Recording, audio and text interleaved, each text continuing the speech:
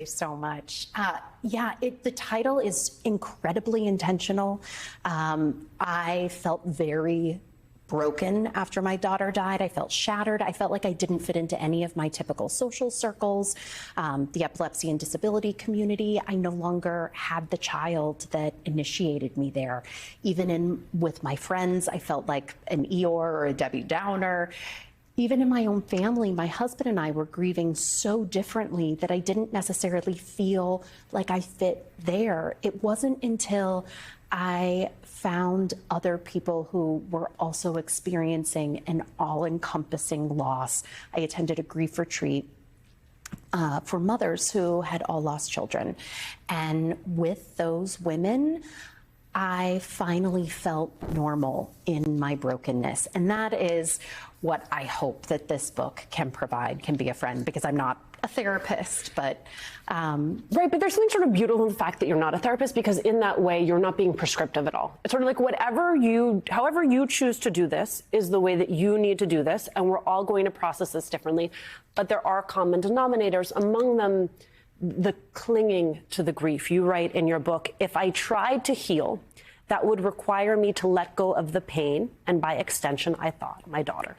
I hadn't been able to physically keep Adelaide in our lives, so you better believe I had no intention of letting go of her emotionally, ergo, attachment to pain.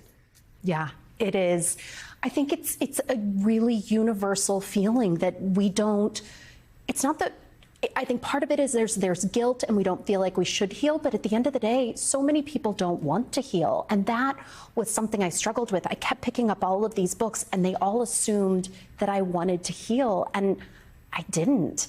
It wasn't until it was actually the night before President Biden's inauguration, he did a COVID-19 memorial. And in that speech, he said, to heal, we must remember. And that, it took me aback, because I had thought that healing meant letting go. But here was a man who has experienced more grief than most in their lives. And he was saying that to heal, we must remember. And that is when I realized that healing meant moving forward with my daughter. She wasn't with me physically, but her memory was, her spirit is. I can move forward with her. I will move forward with my grief, because grief and love are two sides of the same coin. So I'm never going to stop loving my daughter. I'm never going to stop grieving her either. And that's okay. I became familiar with you and your story because I actually went to see Hamilton and Miguel, Yep. starring in Hamilton.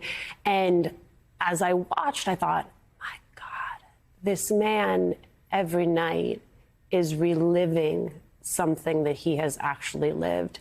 And I have to imagine for you, the complication that comes with both receiving good news in tandem with the worst news of your life, but then also the fact that he has a way of processing that is not necessarily available to you. No, he gets to process her loss. And also he would say that being on stage and performing Quiet Uptown, he actually completely disconnects. And for him, it was an escape. Going to work was an escape, and that wasn't an escape that I got. And so there was this disconnect there. But yeah, the show and our daughter, she was diagnosed with epilepsy the same week that he landed the role of Hamilton. He got the offer. So we were in Chicago for 4 years. He got the offer to join the Broadway company a few days after she had passed away.